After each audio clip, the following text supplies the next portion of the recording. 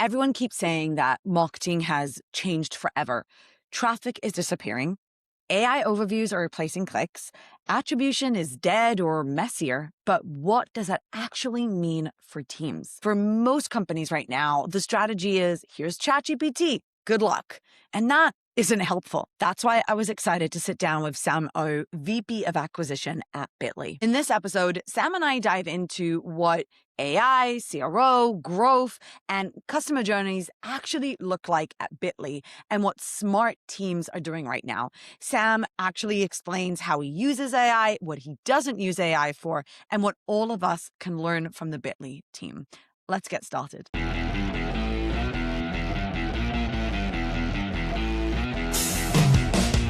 Hey, Sam. Hi, Talia. I'm excited to have you here. To get started, do you want to tell us a bit about yourself? Yeah. I always describe myself first as a husband and a father. Um, and from there, I serve the acquisition team here at Bitly. So I've been here at Bitly for a little over 3 years, actually coming up on my 4th year. My team is responsible for driving a lot of our free users into both of our products. And so we do that through non-paid channels. We do that through paid channels. And then my team also manages the website. So CRO is very near and dear to my heart because we know how important it is once we get someone to the website to get them to the next step. How do we get them one step into our product? How do we get them closer to value? And my career started in 2005 and I've been lucky enough to always been in performance roles. So always tied to some sort of revenue metric, whether that be direct revenue, pipeline revenue, or, here at Bitly, I'm still tied to revenue. It's just product led revenue and then a little bit of sales assistant revenue. Cool. Obviously, Bitly is probably one of the more well-known companies out there. I can't tell you how many times I see QR codes and it says Bitly in the corner, or, there's obviously the shortened links. But I don't know if people spend a lot of time thinking about the marketing behind such a huge brand that everyone recognizes. And I'd love to hear from you, who is the actual audience that you serve, and what does acquisition look like for you guys? Yeah. So the audience is really interesting because we have users and customers in almost like 190 countries, like almost every country in the world. We've really leaned into how we serve those users. And then from like the size of businesses, it's everything from the person running their own business out of their garage to Fortune 500 companies here in the United States. So the audience is really, really broad. A big thing that we've started to lean into more here at Bitly when we think about Bitly and then our other brand QRCG, is how do we start to build like better experiences for those users and even personalization? So adding additional languages, being considerate of, hey, Latin American Spanish is not the same as European Spanish. And how do we start to acknowledge those differences and then really speak to our users? So a big thing that we're changing and we're looking to change here at Bitly is what we're known for. Everybody knows Bitly as this like URL shortener. Everyone I talk to is like, I know Bitly. Y'all are the people who shorten the URLs. But what we've realized is that we're also this tool that helps you close data gaps. And by adding QR codes, by having short links, like these channels that have traditionally been difficult to measure, we can sort of close that data gap for people. And so a lot of the enhancements we've made, we've really recently released an AI assistant that also gives you insights on what's going on. Like what's the link that's performing the best? What day of week maybe you should try this again? And then we're also sitting on a lot of data ourselves that we can use for benchmarking and to give people an idea of like, hey, what are you trying to accomplish? And maybe we can give you some advice on how to do it better. I love that. I actually think that is one of the best hidden secrets about Bitly that shouldn't be hidden, is that because we're in a zero-click world where most platforms are keeping the clicks to themselves and trying to keep you there, Bitly actually gives me specifically so much information that I just can't find in GA4. I can't find it in any dashboard that my clients have built. Even when I'm just presenting on stage, I always have a QR code in there, and I have noticed all this data coming in. I'm like, people went here and then they click there. And it's just so interesting to see data that it's just really hard to track in any other way, I guess. So I'm really appreciative of of those analytics, I would say. Well, I'm glad to hear that. It's a big focus of what we're building and how we're trying to change what Bitly is. I guess my question is, I'm always about the audience. That's kind of my forte. How do you serve customers when they're so different? As you said, like it's Fortune 500 companies, but then you've also got like the solopreneurs and the business owners. Does marketing change for them? A little bit, but what we really focus on is the jobs to be done. So what is the job that the user is trying to get done? And, to simplify things down, the job that really people are trying to do is to show value in the effort that they're in whatever they're doing, right? So I'm running a SMS campaign, and if I can't say what's going on, it doesn't matter how much I'm running on this campaign if I can't say what the impact of that campaign is. And so this is where we've started to lean into like the job that everyone's trying to do is they want to show value. They want to show, here's the effort that I'm putting into it, and this is the outcome that I'm driving. And that overall messaging lives throughout. And then it's about like, how do we start to personalize the stories for, maybe a different industry? But what's really interesting and what we're finding and talking to our customers is, and you talk to any marketer right now, and they're all trying to do the same thing, which is, how do I prove out the value of what I'm doing? The world is changing. There's LLMs. Google has gone 100% into AI search, and that has dramatically affected how all of our channels operate. And so, we're all kind of doing the same thing. We're all sitting in the same boat together, which is like, we're all trying to figure out, okay, what are the things that are working and driving the right outcome? And then how do I do more of that? Yeah. I mean, I guess that leads directly into my next question is what's changed in how you approach growth and marketing, since 2 years ago or even 6 months ago, because everything keeps changing. How are you seeing things at Bitly right now? So we've definitely seen the change. I mean, like, I would love to say we've been able to fend it off, but we've definitely seen the change. And there's a lot of chatter out there. You're going to hear people are saying like, yeah, there's a chunk of the internet traffic that just disappeared. Um, and as we start to figure this out, we understand what's happening. Like Google is taking a lot of the informational queries. They're taking a lot of even some of the comparison queries, and they're now placing the website with an AI overview. So now people are getting their information just in a different way. And something that I've had to like come to like realize in myself is that my job hasn't really changed. It has per se, but not so much. Like I'm still trying to do the right thing. I'm still trying to make sure that people who are looking for a solution see Bitly as one of the options, but also show them in whatever forum they're in to get the right information about like what is the value that Bitly brings to their worlds. It's just now I have a new place that I need to go think about that. So before it might have been like, oh, you know what? We're in paid search, we're in organic search. We have the right pages that are ranking for the right keywords, and we know people can get that information. But now it's like the job hasn't changed. We still need to give them the information. It's just now there's a new place where this happens. And that could be inside of ChatGPT, that can be inside of Claude, Perplexity, or it could just be within the AI overview inside of search. And so our jobs are the same. It's just now there's this giant piece of disruption that we have to now adjust to and go, okay, well, how do we get this thing to be able to reflect the value and see us as a tool to solve this job? And so for me, it was a little bit of a like panic moment in the summer of last year when all this was happening of like, oh my gosh, like all my knowledge is just like worthless.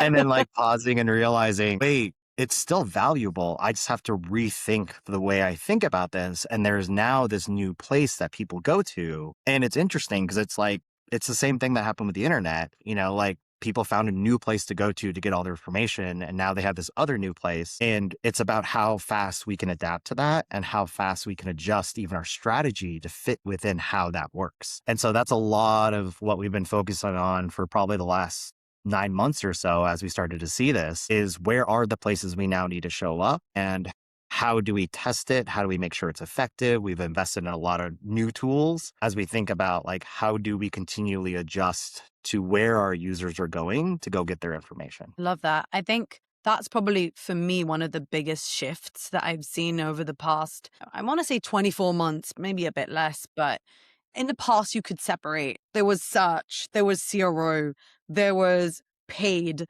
and each one lived in its own bubble, and you could drive traffic or you could run A/B tests and you controlled the assets that you own. And that was great. But Hmm. now everything's kind of merged, right? And you have to like search and CRO are inseparable, and paid and CRO are inseparable. Everything kind of works together, and what your brand is saying on social matters to your conversions even more than ever. You and I worked together for a while at Bitly for conversion optimization. Yeah. And when we were working together, we did a lot of A/B testing around like just ramping up the whole program. And I'd love to hear where you guys are right now. What does a CRO program look like right now at Bitly? Yeah. In my opinion, the CRO program has actually gotten more value, especially with the changes that we're seeing. We have to do more work now to earn the traffic. So we know there's this new place that people go to, but at the end of the day, like the buying motion is still going through the website. So Yeah. that has not changed yet. It may one day in the future, but for right now, people are still going to bit.ly.com. They're still going to qrcodegenerator.com. And that's where they make their purchase. And so CRO has almost become like this, okay, where are people going? This is making the homepage even more important because what we know happens is people do their search, they gather their information, and whether they're doing it through AI, they go to Reddit, they're doing it still within search. The place that they're most likely landing is our homepage. So our homepage has always been a conversion driver, but now it's even a more important conversion driver. And we haven't implemented these things yet because we're still trying to figure out the right way to do this. But we're even thinking of like, how do we change the experience based on where the person is coming from? So if we know that they're coming from ChatGPT, do we need to change the experience that we show to them? Because like we need to, whether it's like maybe we need to show them plan information up front because this user has already made a decision that they want to use Bitly. And what we need to do is make it easier for them to get into the right plan. We also have users that are like earlier in their journey. And so like those users get what we call the free hook, which is our main widget on our homepage where people can create a short link or QR code and then get into our product. But do we need to change the way that operates based on where they're coming from, trying to get an understanding of like where they might be in their buyer journey? We Yeah. know users coming from LLM have a higher tendency to subscribe, become a new user, and then we see the same behavior to subscription. So those users are showing a higher intent coming in and how can we pick up on that signal? And then through CRO, through personalization, give them a unique experience that might be different than someone who's just coming direct. And those are the conversations that we're starting to have. We've already started to personalize based on language. People can change the language on the website, but now we're trying to think of like, what are the other signals that we need to be picking up on? How do we leverage CRO to be the place that we test so we can have a measurable impact? And then that starts to build out like almost this CRO, but like web personalization experience Yeah. as we think about like meeting our customers where they are and knowing that like people coming from an LLM might be further along in their journey than maybe someone coming from organic search. Yeah. I mean, I guess it's very similar to what we've always done, which is trying to figure out their stage of awareness. Where are they? Are they ready to buy or not? Now they're getting their content beforehand. And one of the things that we're seeing is the middle of the funnel is kind of underserved. So there's a lot of everything that we need for like conversion is on the website. But then anything where people are asking questions, like real questions, like, will this work for me? Should I try this or that? Is this a risk? That content usually is kind of missing for most brands. It's really interesting to see how that develops when now you're kind of assigning it to channels, but it's not really the channels that are people are coming from. It's more their queries and what they care about. Yes. Yeah.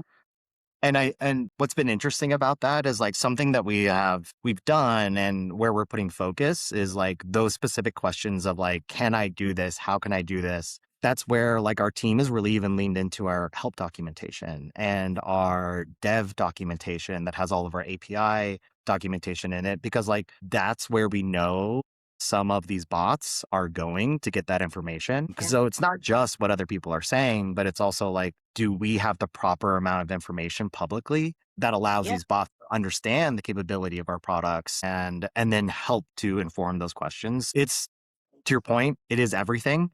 We are looking Yeah. at like how do we show up in these different places and how do we even show up externally on third party sites? And then from there, it's really about like, hey, if we're showing up the right way, we should know and we should start to see higher intent users coming through direct channels, coming through branded search. And then really where CRO starts to kick in is like, okay, but how do we make this a little bit easier? How do we reduce friction? How do we get people down the Yeah. right path as fast as possible? Because we know they're coming in with more intent. Yeah.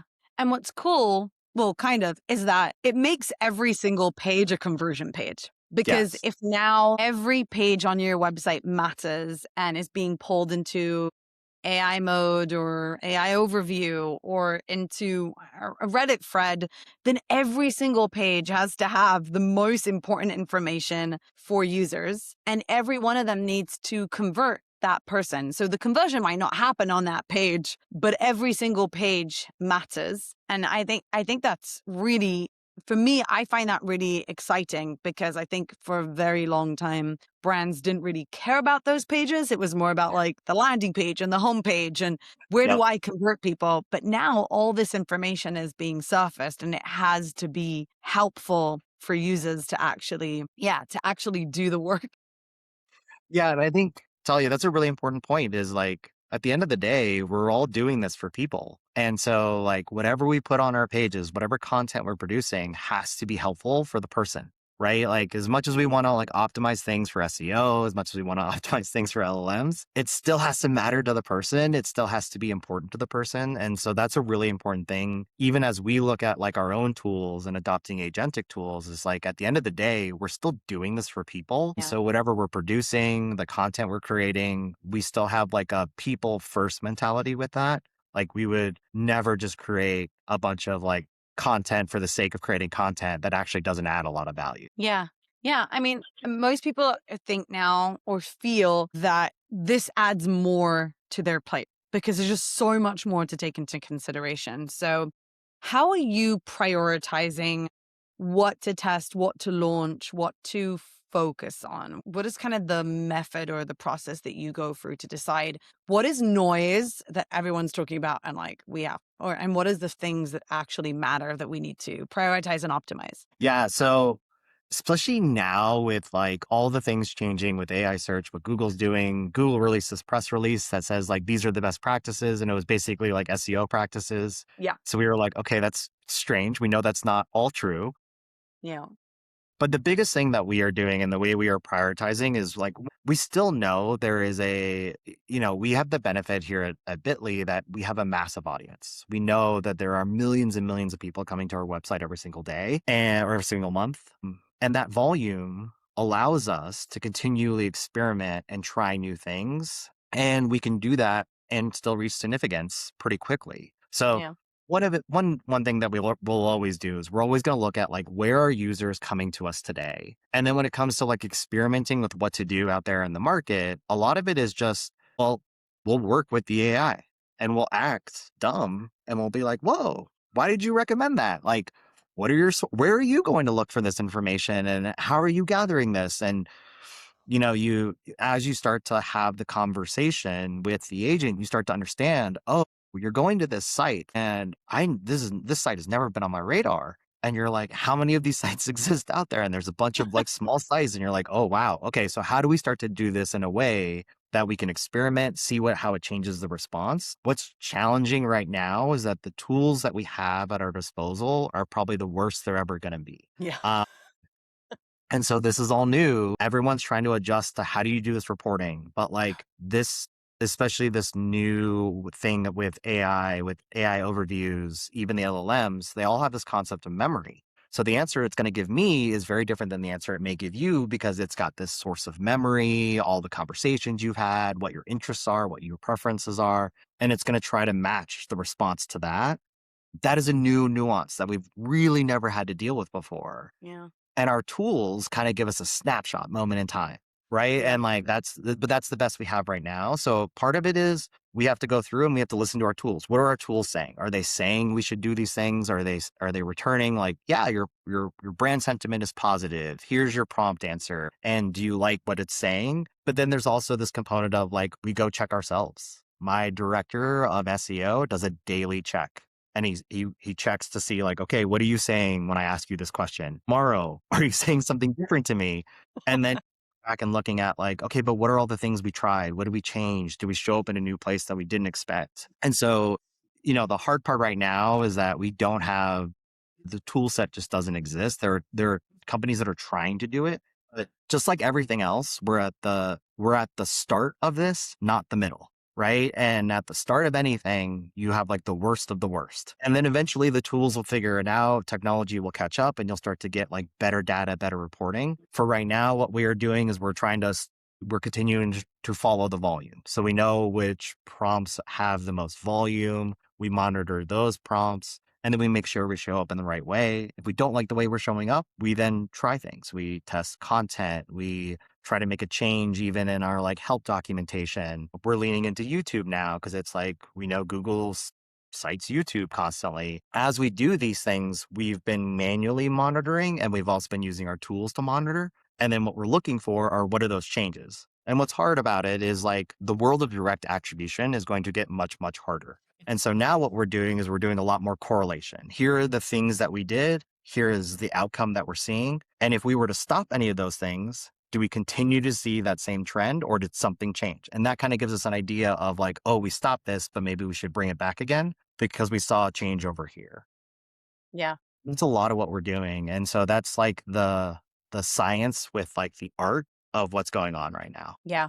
I really appreciate this because it stops brands from reporting on traffic and makes them focus on what really matters. One of the things that I'm constantly telling our clients to do is to Google themselves and I don't know, Bing themselves, but also ChatGPT themselves without going to the website. Meaning, if you put in the brand name or your competitor's name or your industry's name and just write Reddit or YouTube review or is brand worth it?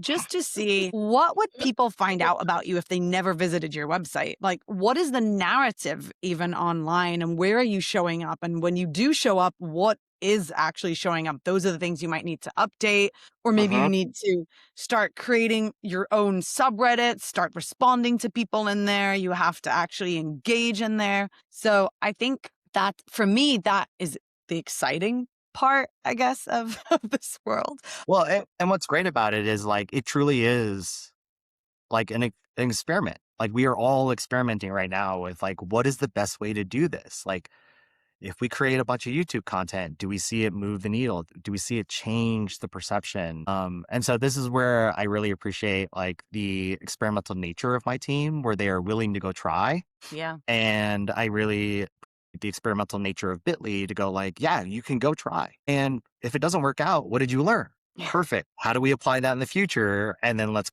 go on to the next thing. And so, some of this is our rate of experimentation has to increase. We have to figure out how to try to do more things and let go of perfection because we don't know what's going to be the big lever. And that is, that's always been my mentality, but I think this is almost going to force it for everybody, which is like, we don't know. There are no best practices. There are people trying to build them right now, but they change with every model release. So perfection can't be the target. It needs to be progress. And how do you continually progress forward? And then a new model might come out and you might go, oh, shoot, I just went 2 steps back, then like progress again. And I know it's going to be like SEO in the early days where the best practices were to like keyword stuff and hide words behind white copy. But it's the same thing. It's like we're all trying to figure this out. There are probably ways to game it, but those ways to game it are probably going to be removed soon. But as long as you start with your user, your customer, who are you serving? What problem are you solving? I don't think that has changed. And I don't think that has changed ever. So as much as this is changing like everyone's metrics probably and what we're all seeing at the very top of the funnel, especially with traffic, it's still not changing our jobs. And this is like the thing that I keep running in the back of my head is like my job still hasn't changed. My job is still to educate, provide the right information and show the value of my products. Agreed. That's what our team at Get Uplift loved, why we loved working with you guys, because you understood the essence of what marketing is really about, which is about the people. What is your main metrics then? What are the things that you measure yourself against? Because again, at the end of the day, we're doing so much and we're paying attention to so many things. How do you decide what are your main metrics that you are measuring right now that can be Yeah. measured? Um, I always appreciate this about my roles, but because my roles have been performative, our role at Bitly and QR Code Generator for our two brands is to drive new users that convert to paid at the highest rate possible. And so like that keeps my team focused also on quality. Like we don't want to drive any user. We really want to go out and try to find those new users that have a need that justifies a reason to like pay for a service like Bitly or a service like QRCG. So the nice thing about my role, it is also stressful because like everyone can see my numbers and so they know what I'm doing. But at the same point in time, it does give me a lot of clarity in that like it simplifies my world. My role and the key metric that I'm looking at is how am I driving paid subscribers? One of the leading metrics into that is our free signups or free trials. But it's really at the end of the day, all decisions are going to be around, are we driving paid subscribers? And even looking more long term is like, are we driving paid subscribers that are staying paid? Right. And like, it's not just about like getting them to commit to a monthly plan. It's like, no, if they're on the monthly plan, I at least want them to stay a year or 2 years or, and so it's easy for an acquisition team to say like, oh, we did our job. We drove the paid subscriber. But at the same point in time, we also have some influence on, yeah, we might be driving a lot of paid subscribers, but are we driving the wrong kind of paid subscribers that may have a short-term need? And how can we adjust our campaigns to look for those that have a longer-term need? Yeah, I like that. So, how are you specifically using AI, Sam? Because there is so much frustration amongst us marketers with the call to use AI. But I need you to tell me the truth. Do you find AI actually helpful in your day-to-day work? Are you asked to use AI? And where are you finding, if you are, any value? Yeah. So organizationally, we have agreed to adopt AI. And we are starting to put more of a framework around what that means and like what we expect to see organizationally when it comes to AI. Our goal is to eventually get to a point where we have like centralized tools that anybody has access to that can do certain jobs for us. So example of that might be like a voice of customer. So like, is there an agent that we can interact with that would give us an idea of the voice of the customer so that like for my team, I could apply that back to our messaging.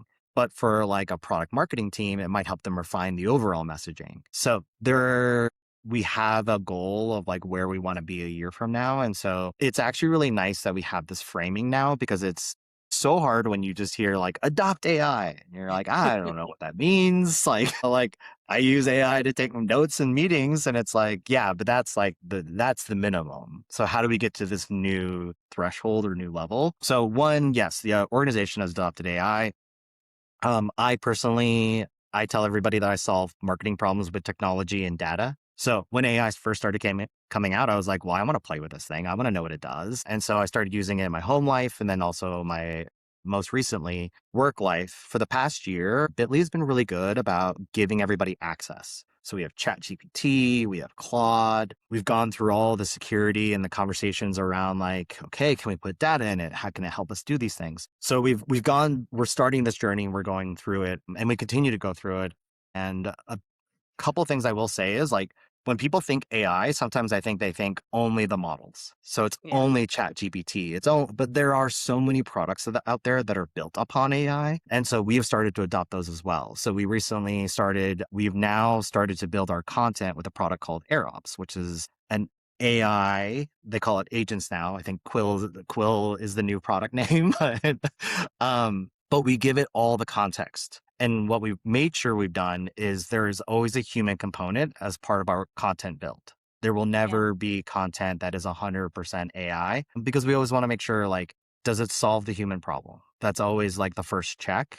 And we don't want to just push out content for the sake of content. We want to make sure the value is still there. So there's this side of it where you have like these AI first tools. Like I know Notion is one that's really popular, like Granola for note taking, Fathom. There's like all these different solutions. And I do think like that adoption is a little bit easier because it's really easy to go, this is the job of this thing. This is the thing it does. Go do it. Where it's harder and where I've personally had times where I've wanted to throw my keyboard out a window is when you are building something for yourself. And so I've built a couple of workflows for myself using Claude.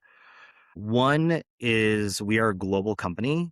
Keeping track of 191 country trends is impossible. Or I guess there's 190 plus countries now, but it's impossible to keep an eye on all those trends. So what I've built is I have an agent that I feed our monthly sign up data by country. It does an analysis. It pulls data down from Google Search Console to give me an idea of what's going on with Google Search. I could try to connect it to a few other data sources, but what I'm finding is like the effort to get there is a lot. And so I need to Yeah. figure out an easier way to connect these sources together. But generally, what this does is it does a monthly analysis for me and it builds a report of our top 10 countries by sign up volume. And it just kind of gives me a quick run through of like, these are the trends you should be aware of. These are either like new policies that might have released that might be affecting our business or like trends within the country of things I should be aware of.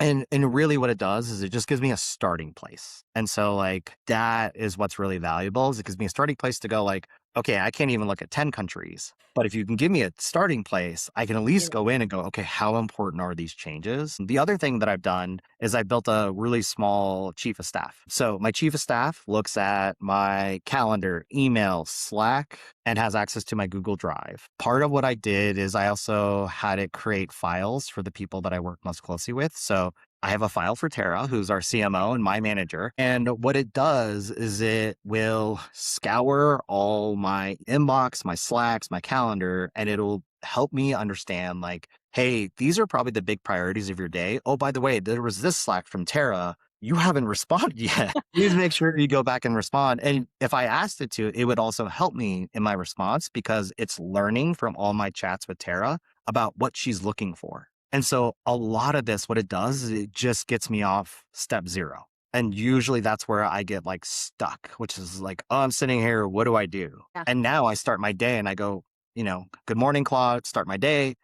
And it goes, here are the things that you told me were priorities yesterday. Where do you want to start? That is so Or do cool. you want to put like a little block on your calendar? You have an opening right here and I can put a block on your calendar. That's a working block to work on this priority. So it's really simple to set up. I stole it from a website it's the couch to 5K, but for AI. It's a really easy thing. It took me about an hour to set up. But what it does is just the start of every day, it unlocks me. At the end of every day, I talk to my Claude and I give it a rundown and it's just my verbal, this is everything Yeah. top of mind. This is what I got done. And it just checks things off my list. But all it's doing is it's getting me off of step zero so that every morning I don't wake up and I'm like, okay, what do I need to do today? And instead I go, I see what I need to do today and I can get started. Absolutely love that because that's where most people get stuck. That's where I get stuck. I'm just like, there's so many things I need to do. And then you end up just staring and just trying to start everything at the same time or doing nothing. So that Yep. is super cool. That's wonderful. And Yeah. I also like the fact that it helps you get your day started and start doing stuff, and it's not doing the thing for you. I'm not against AI doing the thing for you when it has a very specific dedicated task that does not include outsourcing all your thinking and brain to it, and you turn up and you have no idea what is out there. As you said, like no content will be 100% written by AI because you don't know what it's writing, but having it help you organize yourself, your work, your team, everything that you're doing and get you out of step zero. I love that. That is so cool. Yeah. But I will say, like, people talk about productivity, things like that. What was hard for me in going through this and building these workflows, adopting the technology was in the very beginning, I felt highly unproductive. I did Yeah. feel like this is a giant waste of time. I've now spent multiple hours. The analysis on the country by country, I spent probably if I were to add up all my time, I'd probably spend a week of time. Claude, why did you make this assumption? Hey, Claude, this is weird. This was a year ago and you're saying it's happening now. Like, and writing all those rules with Yeah. Claude. And what I would tell everybody and the advice I give everybody is like, treat Claude, I know as weird as it sounds, like a human. You have an insanely talented person who has no idea what they're doing. And so in the beginning, there is a high level of management where you are teaching it, this is what I want you to do. Oh, by the way, you did this in the way that I don't want you to do it. Oh, this is a weird thing that you did. Why did you do this? And then you can sort of write these rules into these workflows that help it understand like what you're looking for, what are the gotchas to keep an eye out for. And what was interesting is like going through that experience, I'm like, oh, I now know what I need to do on my next one. And so like in the beginning, I felt insanely unproductive. And I was like, I feel terrible personally investing this much time into this thing Yeah. because I could be doing something productive. But I think it's the same problem that a lot of leaders have with delegation, where it's like, oh, I could teach someone how to do this, but I can also do it in 5 minutes. Yeah. And it's like, but no, you have to learn how to delegate. So like, I do think a big piece of this is we all have to sit down with our, what do we do every single day? What do we want to delegate? Like, are we really tying what we're using our brains for to the value that it creates? And if we're doing something that's like, but this has always been my job, but it doesn't provide any value, that might be a perfect thing to delegate to AI. But you do have to go through the pain of like, this feels like a massive waste of time Yeah. as you're trying to get whatever tool of your choice to perform the action that you want and to do it reliably. And so that's where it's kind of like a human, where you do have to check in with it every once in a while and be like, hey, you did a weird thing. Why did you do that? But this is the value that I think the humans will always provide, which is like we have the context to be able to catch those things. And so like as much as you can ask an AI to catch it itself, it's going to miss sometimes. But we as humans have that context to be able to go, oh, that was a weird thing. Why did you do that? And then kind of like have that conversation as you would with like an employee or someone that you work with to help like manage them. So there is that component of it. And in the beginning, it's going to feel like a massive waste of time. But at the end of the day, like you're learning how to work with it. And then the better you can work with it, like the better you can start to figure out like what are the things that maybe I do on a daily basis that don't drive value that I could delegate to this. And then that lets me focus on like, what are the bigger things that I need to be putting my actual brain power to Yeah. that are going to be the things that move the lever here at Bitly? Sam, thank you so much for coming onto the podcast and talking to us about what you're doing at Bitly, how you're using AI. Tell us where we can follow you and connect with you and ask you questions. Yeah, of course. I wish I was more active. It is something that I will try to work on, but definitely LinkedIn. There are multiple Samos, but I'm the only one at Bitly. So please feel free to connect with me. I am always open to having a conversation and even thinking about like swapping stories. Like, what are you testing? What am I testing? What are you seeing? What's working? What am I seeing? What's working? Because a lot of this is we are all in the same boat right now. We know as much as we know, and there's probably a lot more in the universe that we don't know right now. And who knows what Google is doing and what they're planning. And even with Google I/O being today and tomorrow, who knows what extra things they're planning on doing that they're not telling us about. Um, but at the end of the day, we're all a community. And so definitely like the more we can connect as a community, share stories of what's working, what's not. Also just to commiserate, like it's a frustrating period right now where it's like, yeah, I don't know what's going on. And my tools tell me nothing. And they actually tell me fake stories sometimes. And Yeah. it's a frustrating place to be at the moment. I think that's also what's cool is that in some weird way, it's also bringing a lot of us together, creating communities, communicating more, and creating a safe space for everyone to say, I have no idea what I'm doing. Someone Right. help. Yeah. I mean, definitely like my first foray into Claude Code, I was just like, I have no idea what I'm doing. Oh, I yeah. was just like, is it okay? I keep saying yes. And so luckily I was working with somebody who was my buddy who was helping me through it. But I was like, I just keep saying yes. And he's like, yeah, just keep going. And I'm like, are you sure? This is fine. I was like, okay. Of Thank you so much. It was a pleasure to have you. course. Thank you for having me, Talia.